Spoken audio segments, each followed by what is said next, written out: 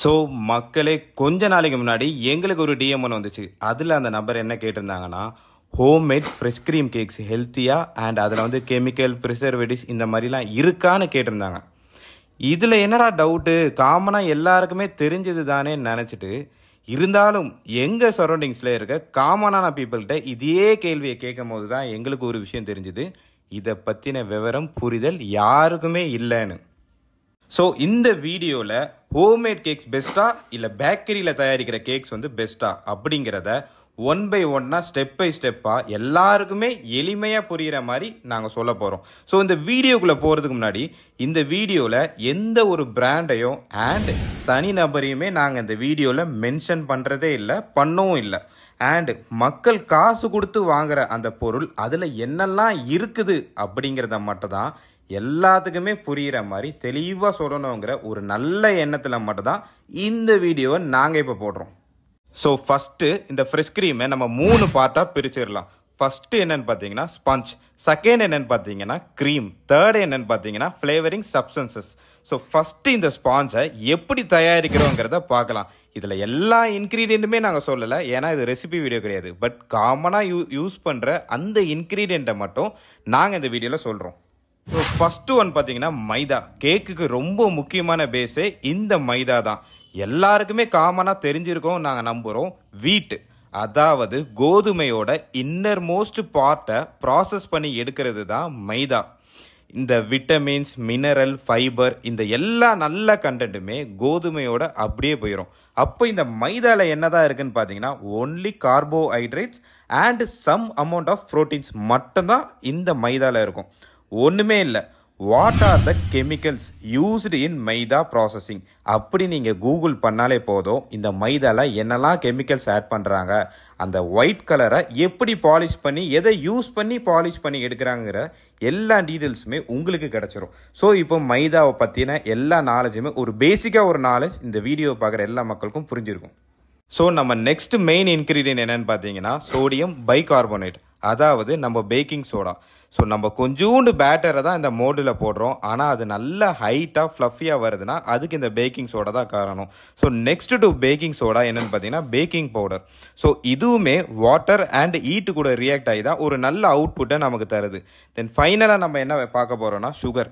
So sugar வந்து நம்ம நார்மலாக அந்த பூஸ்ட்டு, ஹார்லிக்ஸ் இந்த மாதிரிலாம் நம்ம தனியாக அந்த பவுடர் மட்டும் சாப்பிடும் போது அதுலேயே ஒரு சுகர் கண்டென்ட் இருக்கும். ஆனால் அதை மில்க் கூட ஆட் பண்ணும்போது இன்னும் அடிஷ்னலாக சுகர் ஆட் பண்ணாதான் ஃபைனலாக சுகரோட இது பேலன்ஸ்டாக கிடைக்கும். ஸோ அதே மாதிரி தான் இந்த பேட்டர் கூடயும் நம்ம வந்து சுகர் ஆட் பண்ணணும்.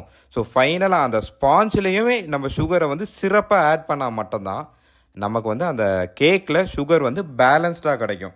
ஸோ இதுலேயே உங்களுக்கு சுகர் கண்டென்ட் எவ்வளோ இருக்குன்னு உங்களுக்கே புரிஞ்சிருக்கும். ஸோ நம்ம இப்போது அந்த கேக் ஸ்பாஞ்சை எப்படி ரெடி பண்ணுறாங்க அப்படிங்கிற ஒரு பேசிக்கான ஒரு டீட்டெயில்ஸ் நம்ம பார்த்தோம். ஸோ நெக்ஸ்ட்டு என்னென்னு பார்த்தீங்கன்னா க்ரீம். ஸோ இந்த க்ரீமை எப்படி ப்ராசஸ் பண்ணுறாங்க, அதுக்கான இன்க்ரீடியன்ட் என்னெல்லாம் வச்சு ப்ராசஸ் பண்ணுவாங்க அப்படிங்கிறத நம்ம இப்போ பார்க்கலாம். ஸோ ஃபஸ்ட்டு வந்து பார்த்தீங்கன்னா வாட்டர், செகண்ட் என்னென்னு பார்த்தீங்கன்னா ஹைட்ரோஜனேட்டட் பாம் ஆயில், அப்படி இல்லைனா வெஜிடபிள் ஆயில், தேர்டு பார்த்தீங்கன்னா sugar, glucose, emulsifying agent, thickening agent, then வந்து பார்த்தீங்கன்னா stabilising agent, so preservatives, artificial flavours, இந்த மாதிரி நிறைய இன்க்ரீடியன்ட் வச்சு தான் இதை ப்ராசஸ் பண்ணுவாங்க. ஸோ இந்த எம்எல்சிஃபைங் ஏஜென்ட், இந்த திக்கனிங் ஏஜென்ட் இதெல்லாம் என்ன பண்ணோன்னு பார்த்தீங்கன்னா, இப்போ நம்ம ஆல்ரெடி ஒன்று சொல்லியிருந்தோம்ல, வாட்டர் அண்ட் ஆயில் இது ரெண்டும் நார்மலாக மிக்ஸ் பண்ணால் மிக்ஸ் ஆகாது. ஸோ அது மிக்ஸ் பண்ணுறதுக்கு என்ன ஆட் பண்ணுமோ அதை ஆட் பண்ணுவாங்க. தென் வந்து பார்த்தீங்கன்னா அந்த க்ரீமோட ஸ்டெபிலிட்டி, ஸ்மூத்தான ஒரு டெக்ஸ்சர், அதோட டேஸ்ட்டு, அதுலேயே கொஞ்சம் லைட்டாக ஃப்ளேவர்ஸ், ஸோ இதெல்லாம் ப்ராசஸ் பண்ணி இந்த இன்க்ரீடியன்ட் எல்லாத்தையும் ஆட் பண்ணி ப்ராசஸ் பண்ணுறது தான் இந்த க்ரீம். இந்த க்ரீமை தான் பேக்கெட்டில் வாங்கி நம்ம கண்டினியூஸாக பீட் பண்ணும் போது அது ஒரு பெஸ்ட்டான ஒரு வால்யூம் ஒன்று தரும்.